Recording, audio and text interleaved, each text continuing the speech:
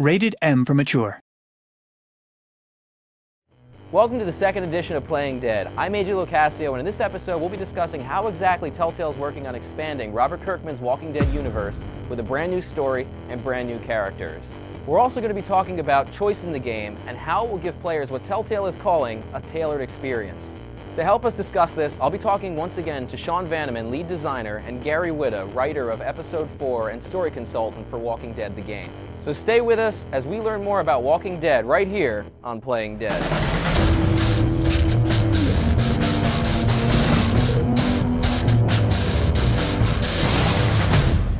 So welcome, guys. Thank you for being here. Thanks a lot. Awesome. So Gary, you've done a lot of you've done Hollywood movies. You've done Gears of War. What brought you here to Telltale? Well, yeah. So I mean, traditionally, I came from the video game world. Initially, I was the editor-in-chief of PC Gamer for many years, and then I segued into kind of writing story and narrative stuff for video games, and then worked in Hollywood for a while and done some movies. And so when something like this came along, this is kind of the perfect project for me. In that, you know, it's games. I love video games. I love to write screenwriting, screenplays, that kind of stuff, and I love The Walking Dead. So this was kind of a perfect storm of awesome stuff for me. One of your projects, one of your past projects, is Book of Eli with Denzel Washington and Gary Oldman. And there's sort of this, obviously, a post-apocalyptic theme between Walking Dead and Book of Eli. What do you think is the appeal? Why do we keep seeing these stories come up again? The end of the world type scenarios and disaster type situations are like crucibles that kind of burn away all the trivia and all the conveniences of modern life and force people are revealed for who they really are. Why has The Walking Dead sort of become so much more of a bigger icon than other zombie stories to you? It's a really good question, because I actually think there's almost a little bit of zombie fatigue out there. Everyone these days is talking about the zombie apocalypse, and it's become kind of a fun thing. And right. I see it on the internet all the time. I'm almost a little bit tired of it. But I make an exception for The Walking Dead, because I really believe that, like, the two main central pillars of, like, zombie mythology, like the two old school things that can say we were there at the beginning, is the Romero zombie mythology. Right. And this. So, Sean, you sort of are responsible for the whole, for the story itself, right? Myself and Jake Rodkin and Dave Grossman and all the guys here kind of sat down early. You don't need to give them credit. Just you. I'm only asking about you. all by myself. I mean, we sat down actually, like, not like in this very room, and in the early days, and just started putting down what we thought was an interesting story inside this world. Like, there was the first pitch to Robert where it said, "This is where we want to go." And it was awesome. And that was like, and then you start to build off of that. You know, we have an incredible amount of creative ownership at Telltale, which is, like, unheard of. It's awesome. How exactly do you guys connect what you're doing to Walking Dead? How do you make it feel like the comics? A lot of intangibles, you know. I mean, there's the practical stuff. This is all taking place in and around Atlanta and Macon, Georgia, and, like, there's the presence of the South and the forest, and, you know, everything looks and feels like The Walking Dead. And obviously Glenn is in the game, and we've talked, you know, about the characters that should come in and out of the book into the game. And, like, if you were to make a Walking Dead game where people didn't, like, try to connect with each other on a personal level, and if you try to make a game where if you said something to somebody, it didn't matter, you wouldn't be making the Walking Dead game. So for the Walking Dead game, you guys have a new lead character, correct? This is Lee. That's right. And so we don't have Rick, obviously, as the main guy. How exactly do you make a Walking Dead character, a main character, feel like Walking Dead without having Rick? There's a lot of bad characters in The Walking Dead, and so you need to have, or characters where you don't know where you stand with them. And with Rick and with our character Lee, I think you want to have the same sense that this is someone that you would want on your side, that you would want in your group. He's the hero, he's the protagonist, he has all the qualities. The same qualities you associate with Rick, you'll associate with Lee. Having said that, beyond that, they're actually pretty different characters. Lee actually has a pretty dark origin story. When the world collapses, Rick is a police officer, and the world recognizes him as good. And then that is in contrast with the rest of the story, where you start to wonder if he's bad.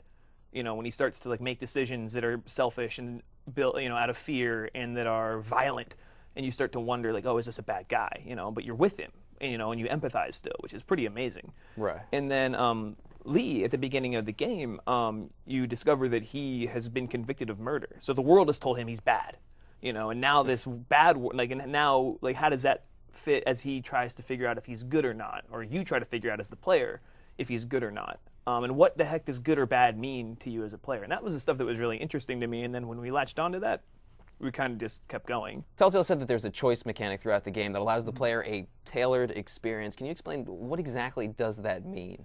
Well, like, if you play an adventure game, like, a lot of times you're going around, like, sort of an information gathering mode, and you get dialogue trees, and you go down them, and you find, you know, information you need, then you go off and you do a thing. And those are great. And, like, I love making and playing games that do that. And something going into the game that I knew I wanted to do early on, and that Jake and I talked about, and then pitched to Dan and Kevin, was, like, we don't want to go back up the tree. Like, when you make a choice, we're just going to keep going. You know, and sometimes those choices are just going to be like little things, and other times it's going to be a little bigger thing, and other time it's going to be really huge. And on the dialogue level, that was really interesting to me because the UI and the presentation is all the same. You're still just a human being communicating, but sometimes you say something to somebody in real life that you can't take back, and it ruins your life for, you know, a good chunk of time. Other times you say, and that happens in the comics. And that's something that we can do in games, and I thought was really, and we've been sort of building to that as a studio. Other times, you know, you have like large-scale choices where you're getting a different set, you're meeting a different character, and that's something that's really cool. We've never done before. You know, we've said this before, but sometimes you're making a choice and somebody lives and somebody dies, and that's also like we've never done that before, and that's really exciting. And sometimes it can be the most innocuous thing. There's a moment early in the game where Clementine asks you, "What do we do now?"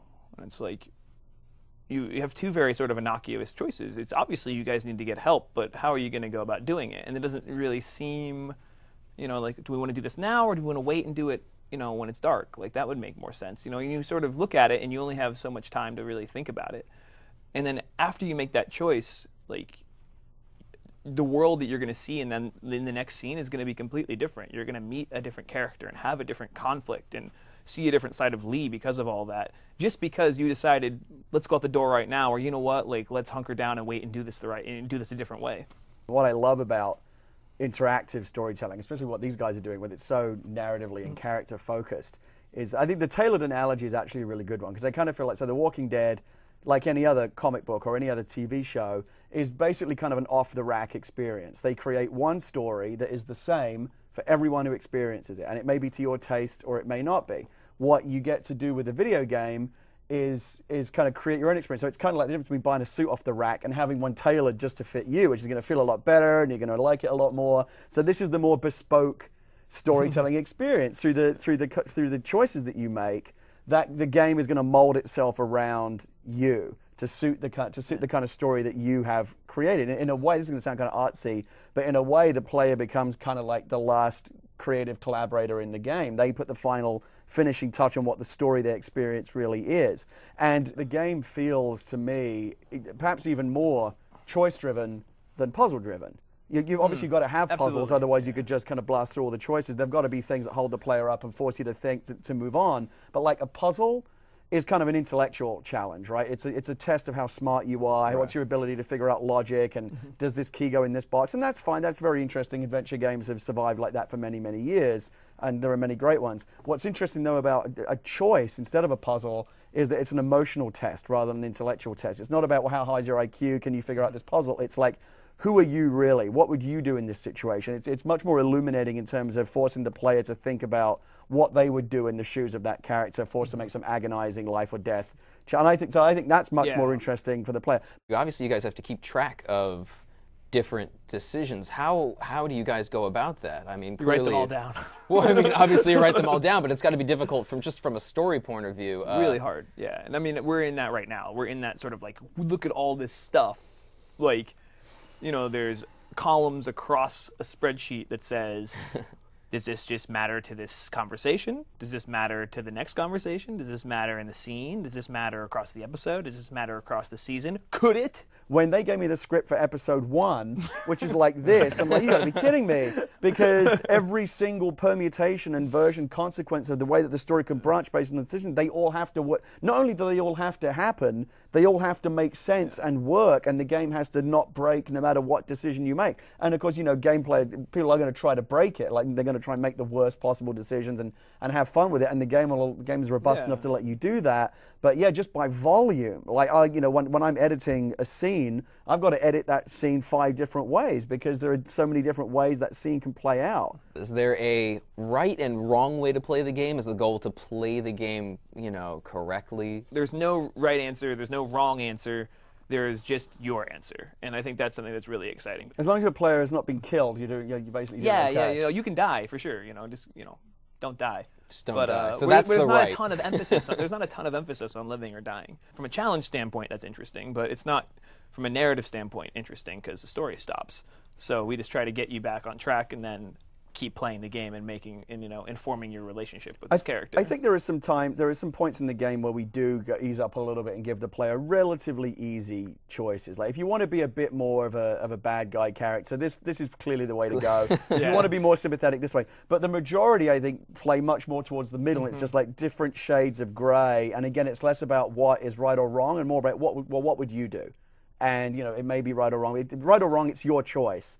And the time issue is actually really important as well. We should talk about that because the other thing that forces the agony of those decisions is not just the fact that decisions are difficult, but you do often have very little time. And there may be zombies beating down the door, or someone is bleeding out and they're going to turn into a zombie. You may be locked in a room with them. There's people around you going, we have got to decide something now. So it's not like even if it's a tough decision, you don't get to go, let me think. You've got to make a decision right now, a snap judgment. And it may be the wrong one, but you don't have the luxury of spending a lot of time thinking about it. So you're not going to be hindered from making a terrible decision. You just have to deal with the decision, correct? Is that? I would say just experience the decision you made. I think you'll have the most fun if that's what you're doing. It's like college. I don't think I don't think the game. These aren't consequences. These are experiences. These are experiences. I would agree with that. I was going to say I don't think the game ever really punishes you in a gameplay way. No. You're not going to screw yourself or box yourself into a corner because you made a certain decision, but you may have to live with the discomfort of what the story has become because of the situation. Yeah. The other thing that's worth mentioning is the replayability of it is really interesting as well because like if I were to say to you, here's a comic book,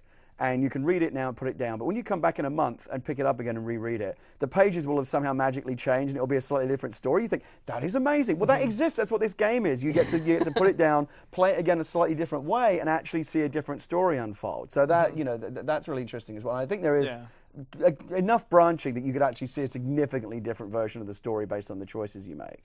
All right, well, thank you guys for talking to us today. Man. Always great. Good It's to be a here. pleasure having Thank you you. here. Next time, we've got an episode that Walking Dead fans can't afford to miss. We're going to be talking to Walking Dead creator Robert Kirkman, as well as showing the game in action for the very first time.